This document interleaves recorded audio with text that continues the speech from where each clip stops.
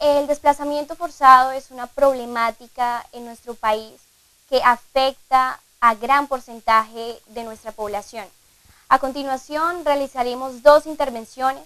una en el marco jurídico, en donde hablaremos de la atención y restablecimiento de los derechos de esta población, y otra en el marco de la salud, en el cual hablaremos sobre las vulneraciones que sufre esta población.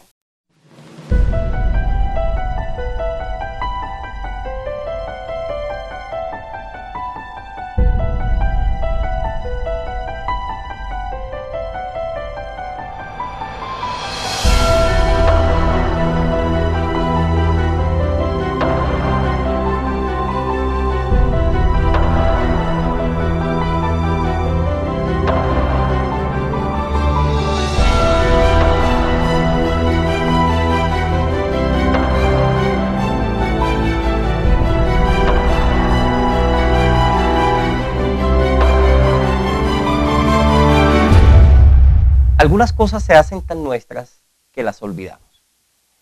Esta frase de Antonio Porcia la utilizaré como tema introductorio a manera de proemio a las circunstancias o a la temática que en los siguientes minutos o de las que en los siguientes minutos me ocuparé. Por muchos años, por muchas décadas, nuestro medio, nuestro país se ha envuelto en una guerra irregular que tiene desde luego sus consecuencias. Por lo general nosotros estamos acostumbrados a que en las guerras existe un vencedor y existe un vencido. Pero el tema en Colombia tiene unas aristas específicas. Nosotros tenemos un conflicto de más de medio siglo en que la lucha revolucionaria izquierdista ha generado todo tipo de consecuencias dentro de la población. Pero también hacia la década de los 80 se dio o aparece un nuevo actor del conflicto de manera ilegal, los mal llamadas o las mal llamadas autodefensas o paramilitares, que entraron o que nacen para efectuar un contrapeso a la guerra subversiva que se vivía viviendo desde la década de los 50 en nuestro medio. Y digo que normalmente ocurren los actores vencedores y vencidos, que son los actores del conflicto. Pero en el medio, en nuestro medio, converge un tercer elemento o un tercer actor igual o mucho más importante que los dos anteriores. Y tiene que ver con las víctimas del conflicto, que hoy por hoy son las que están siendo tema de debate en distintos estamentos. Hace pocos días, un concejal de Marsella enunció una frase que es importante tomarla aquí para que nosotros determinemos en cuál de los dos medios nosotros estamos. Este señor manifestó, palabras más, palabras menos, que los desplazados y los indígenas eran o son un cáncer de la sociedad. ¿Estamos de acuerdo o estamos en desacuerdo? A lo largo de los siguientes minutos nosotros podremos llegar a tener nuestras propias conclusiones. Lo cierto aquí no es otra cosa que la sociedad tiene que de una u otra manera involucrarse un poco más en las consecuencias del conflicto. Lo que los analistas tienden a denominar técnicamente como el posconflicto o la posguerra.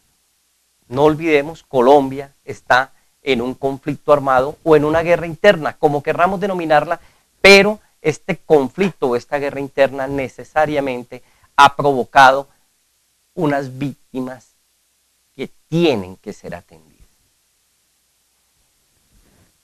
En ocasiones, los medios de comunicación presentan a los desplazados como que se labraron su propio destino, que son víctimas de sus propios arraigos, de sus propios miedos, etc. Esto digamos que como para traer un poco al unísono lo que manifestaba el concejal de Marsella. Pero tampoco podemos olvidar que, de un lado, la guerra subversiva o los elementos ilegales subversivos desplegaban una fuerza, y por el otro estaban las acciones bélicas legales propiciadas por parte de los estamentos del Estado. Pero también decíamos que en los 80 aparecen las guerras, los paramilitares o las autodefensas, para hacerle contrapeso y unirse de manera irregular a la Fuerza Armada legal y combatir a la ilegal encarnada en la subversión. Y en el medio siempre estaba la población civil. Población civil que, entre otras cosas, y afortunadamente por los avances que ha tenido el derecho penal internacional y el derecho penal humanitario, hacen que se le restablezca tanto en su nombre como en sus derechos. La Constitución de 1991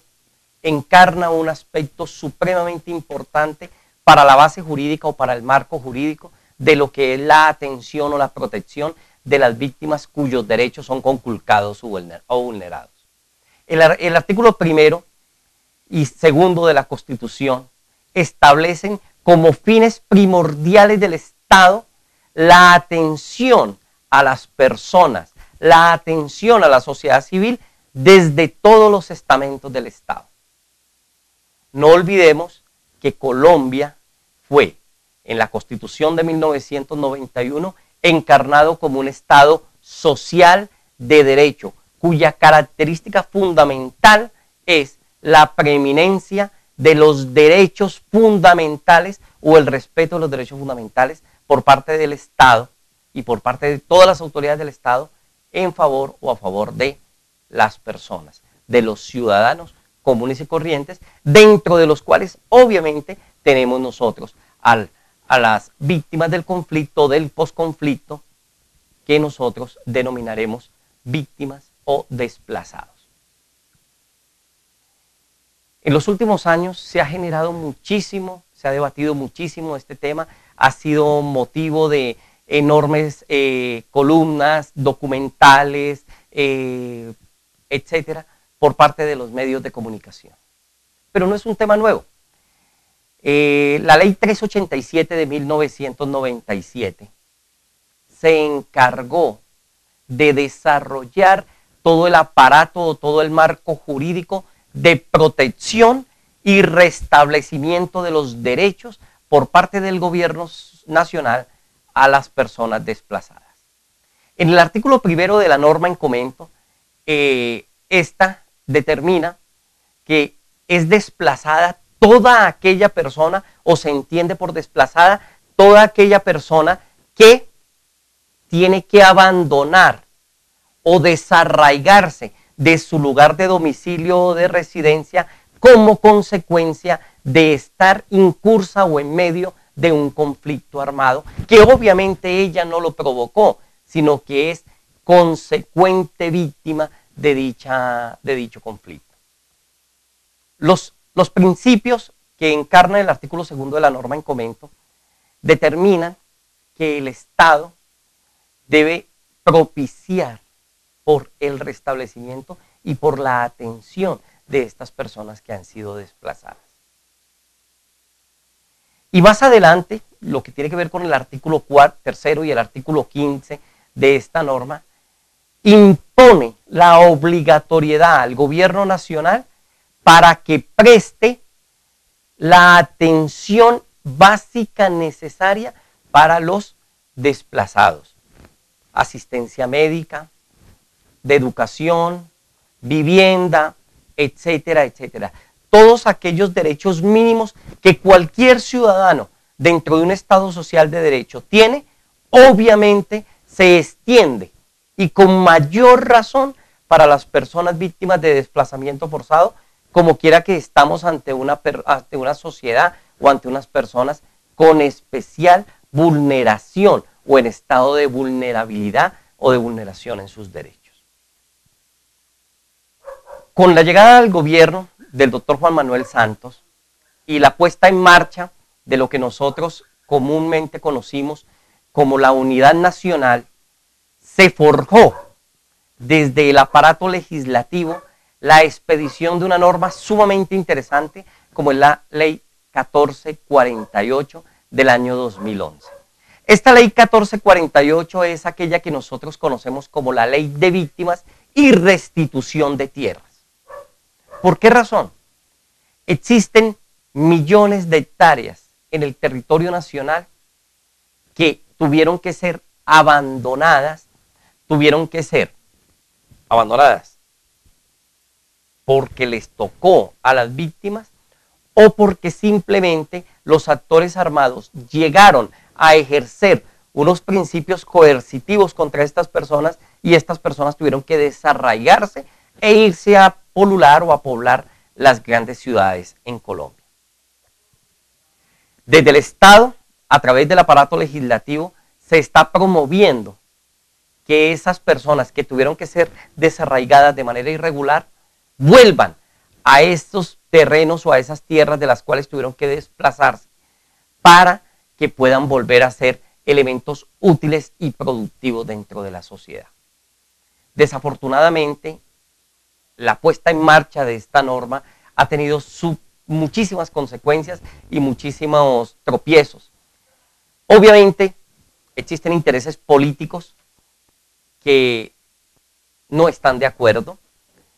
Existen intereses armados todavía que no están de acuerdo. Y intereses armados, ¿por qué razón? Porque son personas que se hicieron a la propiedad de estas tierras a muy bajo costo o a ningún costo, que después las enajenaron a otras personas y estas personas a su vez están considerando que son tenedores titulares de derechos de buena fe, como quiera que los adquirieron a los que ellos consideraban que eran sus legítimos propietarios. Así las cosas, tanto el ministerio en cabeza del doctor Juan Camilo Restrepo, como el INCODER, como la Superintendencia Nacional de Notariado y Registro, han hecho ingentes esfuerzos por descubrir estas irregularidades, titulaciones de tierras, para de esta manera restablecérselas a sus verdaderos dueños. Pero ello, si bien es cierto, es un mecanismo que se está ejerciendo por parte del gobierno central, no es menos cierto que es una piedra de tropiezo, vuelvo y reitero, porque existen muchísimos intereses al interior de estas tierras para evitar que ellas vuelvan a sus verdaderos propietarios. Y así, si nosotros no tenemos a los desplazados nuevamente en sus territorios de origen, estas personas tendrán que seguir viviendo o seguirse desplazando hacia los cascos urbanos, trayendo como consecuencia, pues obviamente, desempleo, miseria, hambre, circunstancias de poblaciones en las calles, mendicidad, etcétera. Temas estos que no son del tema que yo voy a abordar, pero que sí influyen seriamente en los mecanismos de manejo de la economía a nivel nacional. Si bien es cierto, la ley de tierras, que es del año 2011, pareciera que es un tema novedoso, promovido desde el cuerpo legislativo, no es menos cierto que el aparato jurisdiccional, a través del máximo tribunal de lo constitucional, como es la Corte Constitucional, ya tuvo ocasión de pronunciarse acerca de esto a través de fallos diversos de tutela. Es así como tenemos la sentencia T-069 del año 2012, tenemos también la sentencia 159 de 2011, sentencia esta muy importante, toda vez que allí la Corte Constitucional habla del derecho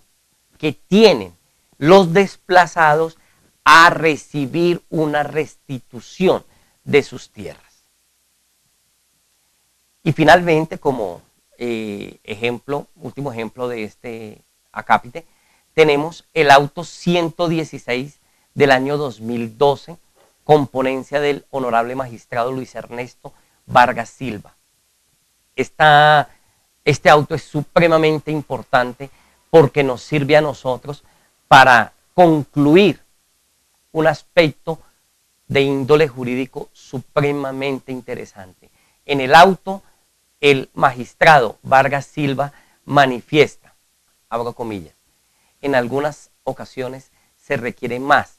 de una gestión adecuada que en el desembolso de los recursos. Esto es, no es tanto la excusa de que no hay recursos para atender a la población desplazada. Lo que manifiesta el alto tribunal es que debe existir mucha más una gestión adecuada. Los mecanismos están, las herramientas están. La ley 387 de 1997, de las que nos ocupamos anteriormente, establece todos los mecanismos, establece todos los comités, establece el desembolso, establece la apropiación presupuestal, establece todos los mecanismos de índole jurídico para que se ponga en marcha lo que ya existe jurídicamente, que es que la población desplazada, vuelvo y reitero, aquella población que tuvo que ser desarraigada de su lugar de origen, de su domicilio o de su residencia como consecuencia del conflicto armado, reciba la atención primaria necesaria para atender sus necesidades. Esto es, que aquellos derechos conculcados o vulnerados sean restablecidos con prontitud, como lo establece o para darle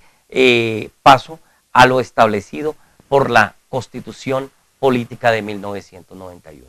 Y finalmente, hay un tema que tiene que ver con todos estos aspectos y es la puesta en marcha a través del Ministerio de Vivienda y Medio Ambiente de la construcción de 100.000 unidades de vivienda para atender principalmente a aquellas familias en estado de vulnerabilidad o en estado de vulneración, dentro de las cuales, desde luego, se encuentran la población desplazada. Así las cosas, tenemos que el gobierno central, el gobierno nacional, se ha dado cuenta de que existe un tercer actor dentro del conflicto, que es la víctima misma de este conflicto. El gobierno nacional se ha dado cuenta que tiene que restablecer los derechos de estas personas para evitar un desbarajuste en la balanza de la producción nacional. Ahora es tiempo que nosotros, como población civil, nos demos cuenta que los desplazados son víctimas de un conflicto, son víctimas de un posconflicto, son víctimas de una guerra que ellos no produjeron, son víctimas de un conflicto o de una guerra que ellos no armaron, son víctimas porque tuvieron que, desafortunadamente, permanecer en el medio de un conflicto desplegado por actores regulares y por actores irregulares. Así las cosas, creo que ya es hora que nosotros nos demos cuenta que no estamos ante unas personas que se labraron su propio destino, sino que estamos ante unas personas que necesitan ser atendidas y necesitan ser vistas de otra manera.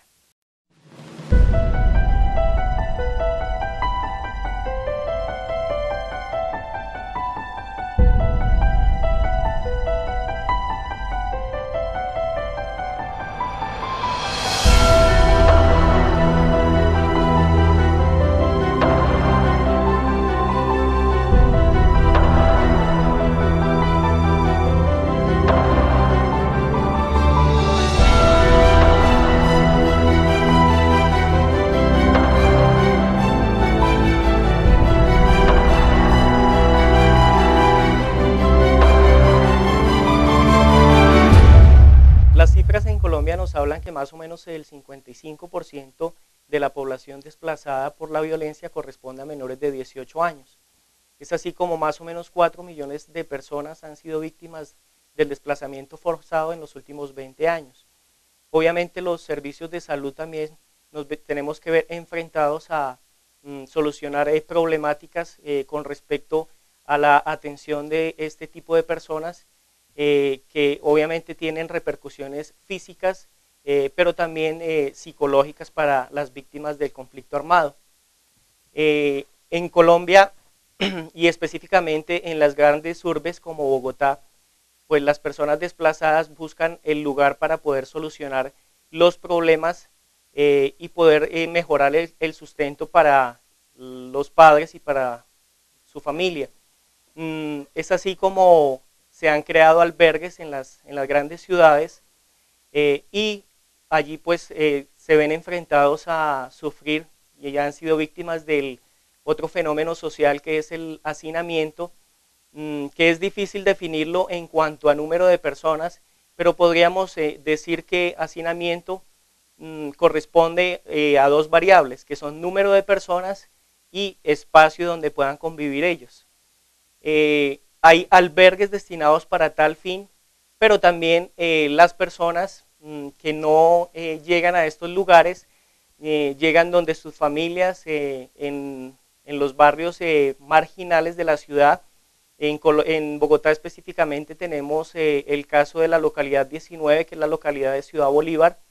donde podemos ver otro problema social, que es el surgimiento de los cinturones de miseria. Allí vemos cómo familias numerosas tienen que compartir sitios muy reducidos para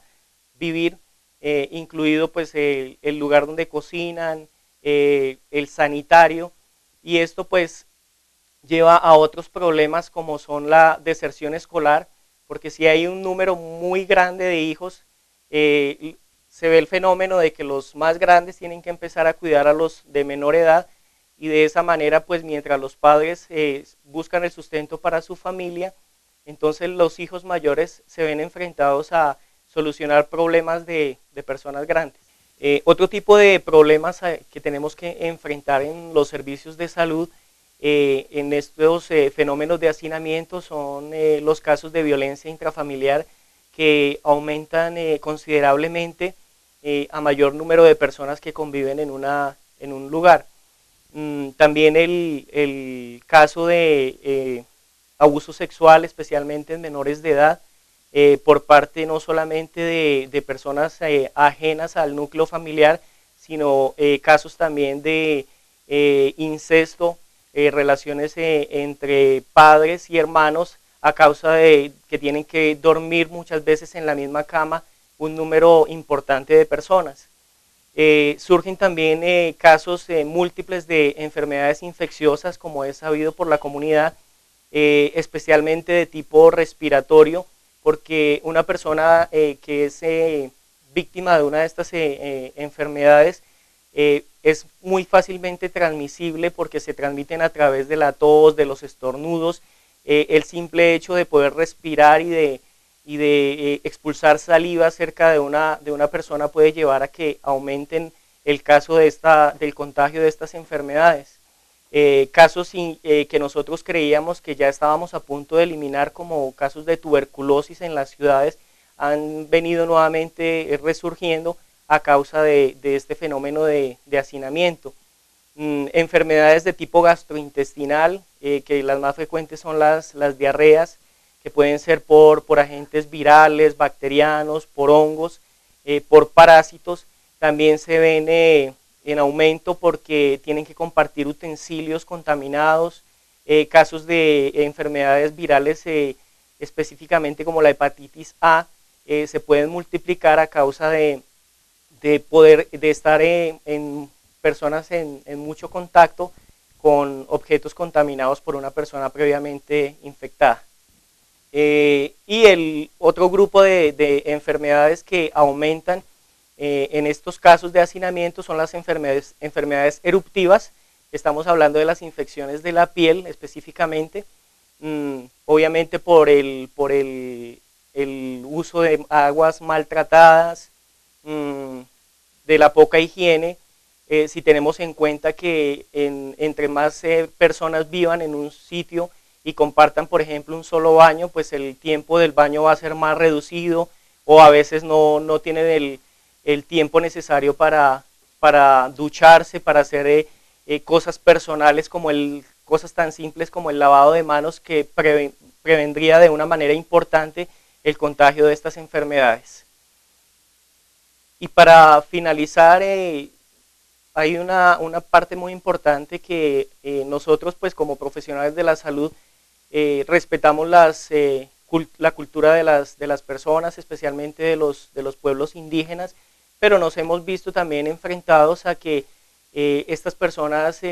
desplazadas, las comunidades indígenas, algunas de ellas tienen la costumbre de llevar a cabo una práctica en las recién nacidas, que es la ablación del clítoris, entendiendo que es el órgano erógeno de la mujer, y ellos pues en medio de su cultura un tanto machista, le quitan a la mujer la posibilidad de sentir el deseo sexual,